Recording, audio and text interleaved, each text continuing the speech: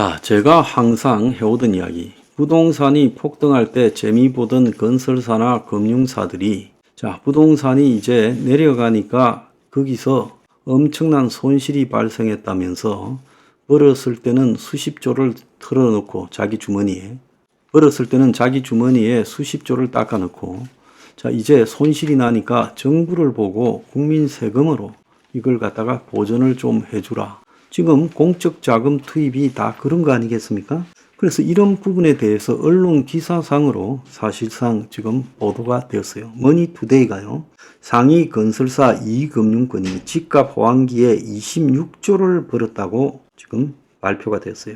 그래서 부동산 화랑기인 지난 2020년부터 지난해까지 2020년, 21년, 22년, 23년까지 4년간 도급순위 20위권의 건설사, 저축은행, 캐피탈사가 벌어들인 순이익이 총 26조에 달한다는 거예요.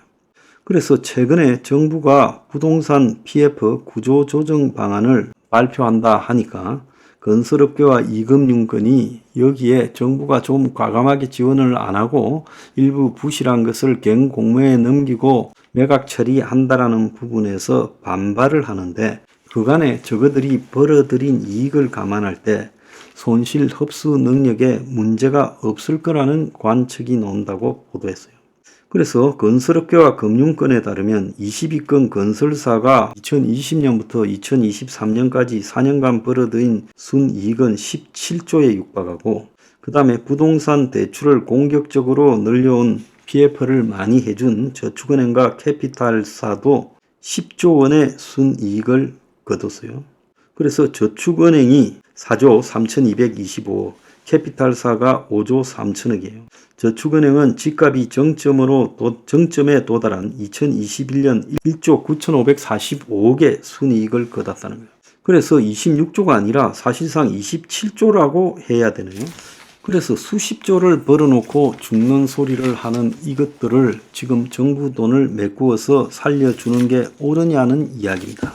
자, 정부는 PF 정상화 속도전, 그래가지고 오늘 아침에 보면 부실 채권을 매입하는 캠코 펀드에 1조 원을 투입하겠다고 했어요. 지금까지 정부가 그야말로 수십조를 지금 부동산 PF를 살리는데 투입해 오고 있어요. 물론 그것이 빌려주는 돈이라 하더라도 정부가 엄청난 돈을 투입을 했어요. 그래서 정상 사업장은 살리고 부실 사업장은 정리한다면서 지금 캠코가 부실 파이낸싱을 갖다가 1조 정도 사주겠다, 이렇게 말을 한 겁니다. 그래서 10일 날 이 정상화 방안을 발표하고, 그래서 정상 사업장은 살아날 수 있도록 자금을 제공하고 은행과 보험사들이 자금을 공급할 수 있도록 PF 채권을 인수할 때 건전성 분류를 정상으로 해주는 방안이 담겨 있다는 거예요.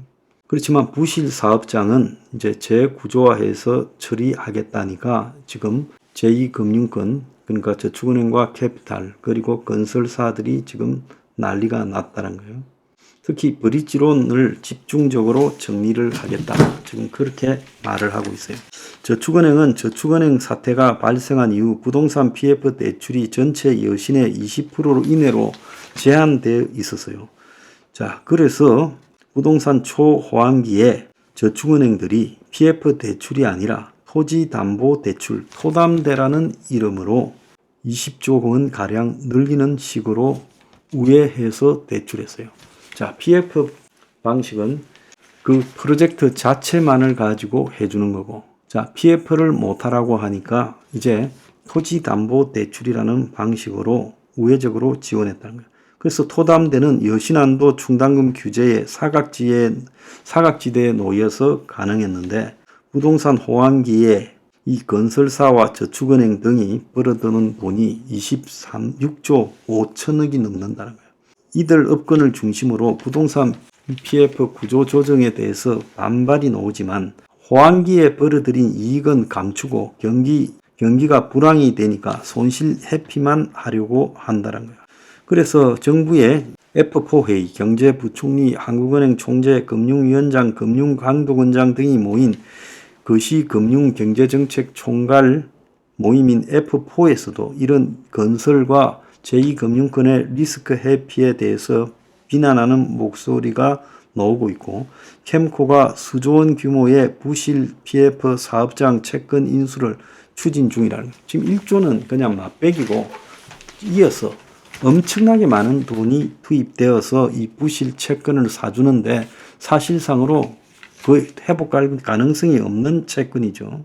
그래서 이렇게 부도덕한 인간들을 정부가 떠안고 손실을, 이익은 회사가 가지는 것이 이게 말이 안 되는 이야기라는 거예요.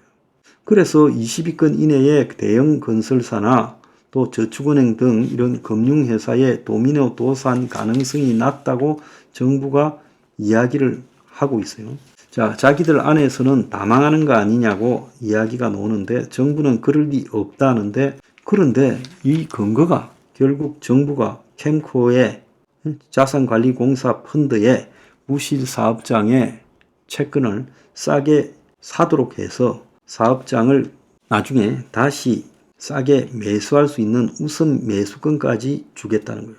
그래서 캠코 펀드는 부실 PF 사업장을 인수해서 재구조화하려고 설계된 펀드로 지금 1조 원대로 조성이 됐지만 대주단 등이, 자, 지금 저축은행 등이 비싼 가격을 불러 집행 실적이 2건밖에 안 된다는 거예요.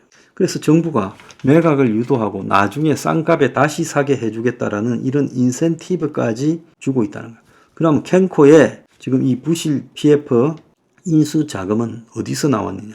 5개 운용사가 나누어서 펀드마다 1,000억씩 출자를 받았어요. 사실상 정부 재정 5천억이 투입됐어요. 그리고 캠코는 새마을금고 부실 채권을 1조 원 규모로 매입을 했고, 최근에 2천억의 추가 부실 채권 매입을 확정했어요. 자, 그리고 연체율이 치솟은 저축은행 부실 PF 사업장 채권도 2천억을 매입했어요. 그러면 캠코가 지금 1조 9천억에 지금 자금을 투입했어요. 그래서 정상화 펀드, 새마을금고, 저축은행 부실 채권 매입 등이 진행되고 있는데, 또 지금 정부가 1조 원을 더 내가지고 지금 인수를 해 주겠다라는 겁니다. 결국 건설업이 부실화되었으면 이 자유시장 경제에서 부실화된 건설회사가 돈을 날려야 되고, 아니면 지가 짱박아 놓은 돈으로 잘 나갈 때 벌은 돈으로 그걸 메꿔야 되죠. 자, 마찬가지로 잘 나갈 때 막대한 수익을 얻었던 저축은행, 캐피탈, 증권사 등은 이제 문을 닫든가 자기들이 벌어서 짱박아 놓은 돈을 토해내야 되는 거예요.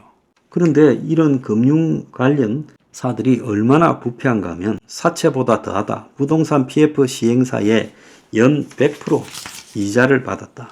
그래서 18%로 계산되는 이자예요. 그래서 임직원 개인 명의로 회사를 차려서 돈이 필요한 부동산 신탁사가 고리로 돈을 빌려줘요.